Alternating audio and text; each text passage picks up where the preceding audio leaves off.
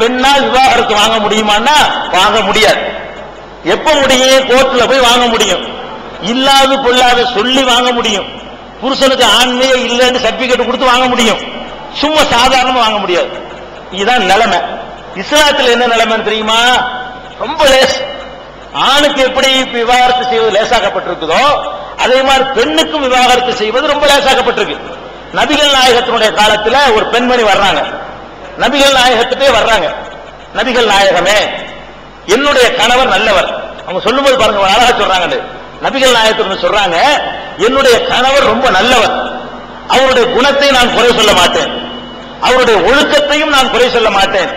ஆனால் அவரோடு நான் குடும்பம் நடத்தினால் நான் தவறி விடுவேன், நான் தவறான நடத்தைக்கு சென்று விடுவேன் என்று நான் அஞ்சுகிறேன் அப்படிங்கிறாரு. இதுல என்ன பாயிண்ட்? ஆள் கேரக்டர் நல்லா இருக்காரு, ஒரு ஆணுக்கு இருக்க வேண்டிய அம்சம் இல்ல. அதான் அர்த்தம். இவரோடு நான் இருந்தா கெட்டு போயிருவாங்கிறாங்க. அவருடைய குணத்துல குறை இல்ல, அவருடைய பழக்க வழக்கத்துல குறை இல்ல, அன்பாட்டுல குறை இல்ல. அது மட்டும் பொம்பளைக்கு போதுமா? பத்தாது. அவன் ஆண்மையா இருக்கணுங்கிறது முக்கியமா. அதுக்கு கல்யாணம் பண்றோம். அந்த பெண்ணு சொல்லுது, இது நாகரிகமா சொல்லுது, என் கணவனுடைய குணத்தில் குறை இல்ல, பண்பாட்டில் குறை இல்ல, அவரோடு சேர்ந்தால் நான் தவறு விடுவேணும் என்று நான் அஞ்சுகிறேன் அப்படிங்கிறாங்க.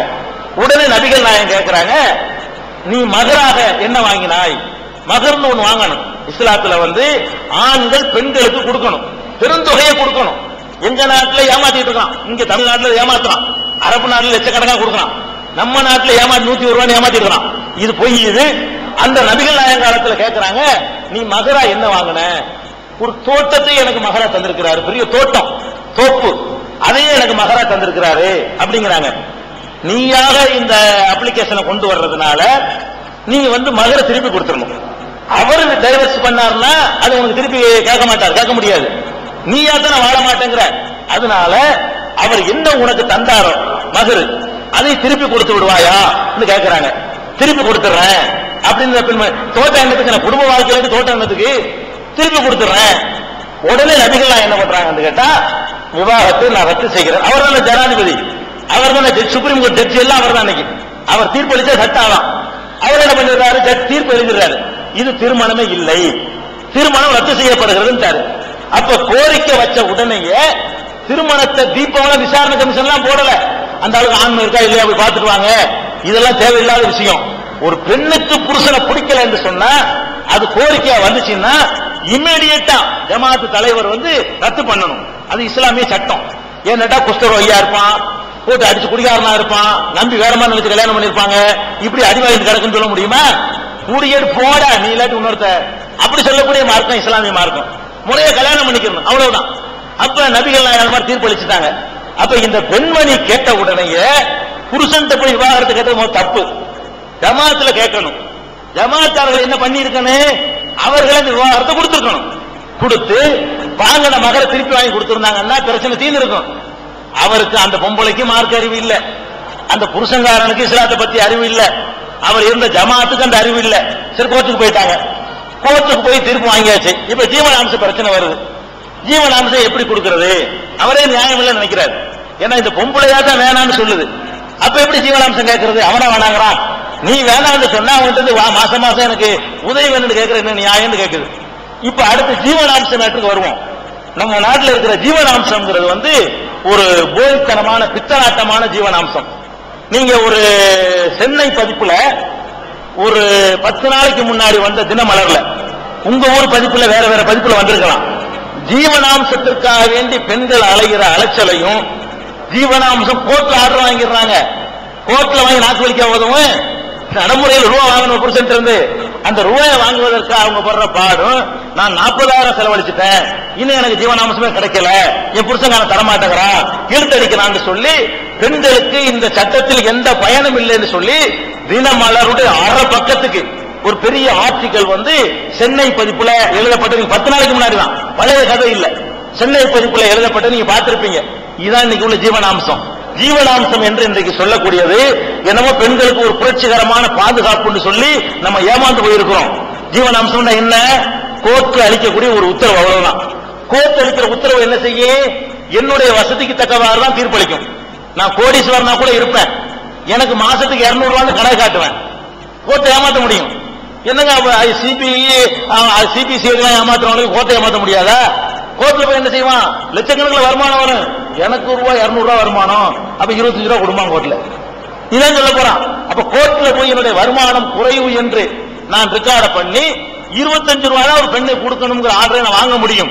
அப்படி வாங்கி இருக்கிறார்கள். பெரிய பெரிய பணக்கார கணவன்மார்கள் எல்லாம் பெண்களுக்கு ஜீவனாம்சம் பேர்ல 25 ரூபாய் 35 ரூபாய் கொடுக்கிற தீர்ப்பு வாங்கி வச்சிருக்கிறாங்க. இந்த 25 ரூபாய் வாங்குறதுக்கு எவ்வளவு செலவழிச்சிருப்பா தெரியுமா? அந்த வக்கீல்கள், அதுக்கு பெண் வக்கீல்கள் இருக்கிறாங்க. இந்த பெண்கள் இந்த மாதிரி ஆட்களை தேடி பிடிச்சிட்டு இருப்பாங்க. பறக்கத்தா கறந்துருவாங்க, கணிசமா கறந்துருவாங்க. கணிசமா வர்ற ஆள்கிட்ட கறந்து இவங்க காலமெல்லாம் வாங்குற ஜீவனாம்சத்தை தாண்டி இவங்களுக்கு போயிடும். நகை நட்டு சொத்து பத்து வீடு வாச அடகு வச்சுக்கிட்டு கடைசியில் உத்தரவு என்னன்னா 35 ரூபாய். இதுதான் ஜீவனாம்சம் இந்த நாட்டில் இருக்கக்கூடிய யதார்த்த பிராக்டிக்கலான ஒரு உண்மை. அது மட்டும் இல்லாம இன்னொன்றை நீங்க பார்க்கணும். ஜீவனாம்சம் ஏன் கொடுக்கணும், எதுக்காக கொடுக்கணுங்கிறீங்க? நீங்க கணவன் இல்ல ஒரு மனைவி இல்லைன்னு ஆயிடுச்சு. இந்த பெண்ணுக்கு ஜீவனாம்சம் கொடுக்கணுங்கிறாங்க. எது வரைக்கும் கொடுக்கணுமா? ஜீவனாம்ச சட்டம் என்ன சொல்லுது? எது வரைக்கும் கொடுக்கணும்? 2 பேரில் ஒருவர் சாவுற வரைக்கும் கொடுக்கணும். இவன் சாவுற வரைக்கும் அல்லது அவள் சாவுற வரைக்கும் ஜீவனாம்சம் கொடுத்துக்கிட்டே இருக்கணும். அல்லது அவள் மறுமணம் செய்யற வரைக்கும். ஜீவனாம்சத்துல 2 கண்டிஷன் இருக்கும் எல்லா ஜீவனாம்சத்திலையும். இவன் சாவுற வரைக்கும் கொடுத்துட்டே இருக்கணும், அவ சாவுற வரைக்கும் கொடுத்துட்டே இருக்கணும், அல்லது அவ வேற ஒரு கல்யாணம் பண்ற வரைக்கும் கொடுக்கணும். வேற கல்யாணம் பண்ணலன்னு சொன்னா கொடுத்துட்டே இருக்க வேண்டியதான். இப்ப அந்த பெண் என்ன செய்வான்? திருமணம் முடித்து ஒரு முறையான வாழ்க்கை அமைச்சுக்கிற விரும்புவாளா? இவங்கிட்ட இருந்து மாசம் மாசம் ஒரு தொகை கிடைக்கும் பொழுது இவங்கிட்ட இருந்து செலவுக்கு ரூபாய் வாங்கிக்கிற வேண்டியது எதுக்கு? கல்யாணம் காட்சி குடும்பம் கட்டுப்பாடு மாமனார் மாமியார் எதுக்கு இந்த தனியா? நம்ம வாட்டுக்கு சும்மா இருந்துட்டு ஊரு சுத்துவோம், எங்க வேணாலும் போயிட்டு வருவோம், நம்ம மாசம் மாசம் ரூபாய் ஒன்று வாங்கிக்கிறோம். இதுக்குத்தான் இது ஊக்குவிக்குமா? இதனால என்ன ஒரு பெரிய சமூக புரட்சி ஏற்படும்? ஒண்ணு ஏற்படாது. இதையும் நம்ம சிந்திச்சு பார்க்கணும். அதனால ஜீவனாம்சம் என்பது ஒரு புருஷங்காரன் கொடுக்க கூடாது நினைத்தால் கொடுக்காமல் இருக்க முடியும். ஏன்னா நம்ம நாட்டு சட்டம் அப்படி, யாரையும் ஏமாற்ற முடியும். அதுக்கு தகுந்த மாதிரி ரெக்கார்டுகள் உண்டாக்கி என்கிட்ட ஒண்ணுமே இல்லைன்னு மஞ்சள் நோட்டீஸ் கொடுத்துட்டு போயிருவான். அவளுக்கு கொடுக்க கூடாது நினைச்சான்னு சொன்ன மஞ்சள் நோட்டீஸ் அடிச்சுட்டு போயிருவான். எனக்கு ஒண்ணுமே இல்லைன்றான். பொண்டாட்டி பிள்ளை பேர்ல எழுதி வச்சிருவான், வேற பொண்டாட்டி பேர்ல. இதான் நடந்துகிட்டு இருக்கு. இஸ்லாம் என்ன சொல்லுது? திருமணம் முடிக்கிற நேரத்திலேயே ஒரு பெருந்தொகைய வாங்கி வச்சுக்க. பிந்தி வாங்க நினைக்காத, ஏமாத்திட்டு போயிருவான். அந்த நேரத்தில் வாங்கினா தான் உண்டே தவிர பின்னாடி நீ வாங்க நினைச்சேன்னா உன்னை ஏமாத்திட்டு போயிருவான். 2 லட்சம் கேளு, 3 லட்சம் கேளு, 5 லட்சம் கேளு, வாங்கி உன்னுடைய செக்யூரிட்டியா வச்சுக்க. இவன் வேளாண் தொலைஞ்சு போறான்னு சொல்லிட்டு அதை வைத்துக் கொண்டு உன்னுடைய வாழ்க்கை எப்படி வளப்படுத்திக்கலாம். அப்படி இஸ்லாம் மார்க்கம் வழிகாட்டுது. இது அரபு நாடுகள்ல முஸ்லீம் நாடுகள்ல எல்லாம் அந்த மாதிரியான நிலைமை நிலவுது. வீட்டுக்கு வீடு ஆண் குமர் தேங்கி கிடக்குதுங்க. நம்ம வீட்டுக்கு 4 குமர் வச்சிருக்கோம், பெண் குமர். சவுதி அரேபியாவுக்கு போனா வீட்டுக்கு 4 ஆண் குமர் தேங்கி இருக்குது. கல்யாணம் பண்ண முடியாது, வசதி இல்லைங்கிறான். ஏன்டா வசதி இல்லை? மகர் கொடுக்க காசு இல்லைங்கிறான். கவர்மெண்ட்ல மானியம் கொடுத்து கல்யாணம் பண்ணி வைக்கிறாங்க. அப்படிப்பட்ட ஒரு நிலைமை உண்டானால்தான் அந்த ஜீவனாம்சம் தான் பாதுகாப்பா இருக்குமே தவிர இந்த ஏற்ற ஜீவனாம்சம் வாங்குற பெண்களை நீங்க சந்திச்சு பாருங்க, என்ன மாதிரி கிடைச்சிருக்கா, பயன் இருக்கான்னு கேளுங்க. அதை வாங்குறதுக்கு கோர்ட்ல படியில ஏறி இறங்கி அந்த உத்தரவு வாங்குறதுக்குள்ள அவங்களுக்கு என்ன தொகை தரப்போன்னு தாண்டி செலவழிச்சிருப்பாங்க. இதான் நடந்துகிட்டு இருக்கு. வக்கீல்களுக்கு உதவுவது அவ்வளவுதான், வேற ஒண்ணு அந்த பெண்களுக்கு உதவல. அதான் உண்மை. வேற அனைவருக்கும் வணக்கம். இந்த நிகழ்ச்சியில் தாங்கள் பெண்கள் சம்பந்தப்பட்ட சில கேள்விகளுக்கும் பதிலளிக்கிறீர்கள். பெண்ணியம் பேசுகின்ற ஒவ்வொருவரும் எல்லா மதங்களுமே பெண் அடிமைத்தனத்தையும் ஆணாதிக்கத்தையும் கொண்டிருக்கிறது என்பது ஏற்றுக்கொள்ளப்பட்ட ஒன்றாக இருக்கின்றது. இந்த தலாக்கை பற்றி ஏற்கனவே உங்களிடம் நிறைய பேர் கேட்டிருக்கிறார்கள். மறுமணத்தை ஆதரிக்கின்ற இந்த இஸ்லாமியம் தலாக் செய்யப்பட்ட பெண் மறுமணம் செய்வதற்கு பல இக்கட்டான ஒரு சூழ்நிலையை வரையறுப்பது ஏன்? இதை ஒட்டிய இன்னொரு அந்த திருமணம் சம்பந்தப்பட்ட கேள்வி. எல்லா மதங்களிலுமே திருமணம் என்பது ஒரு ஒப்பந்தம். அதில் சம்பந்தப்பட்ட இருவரும் நேருக்கு நேர் நின்று ஒப்பந்தம் செய்து கொண்டிருக்கின்றார்கள். ஆனால் இஸ்லாமிய மதத்தில் சம்பந்தப்பட்ட இருவரும் தனித்தனிய இடத்தில் அமர்ந்து அவர்கள் இந்த திருமண ஒப்பந்தத்தை செய்வது. என் பேரு ஹெலன் மேரி, சேரன் மகாதேவி. அதாவது விவாகரத்து செய்யப்பட்ட ஒரு பெண் மறுமணம் செய்வதற்கு அது என்ன நிபந்தனை சொல்றீங்க? என்ன கண்டிஷன் போட்டிருக்கீங்க?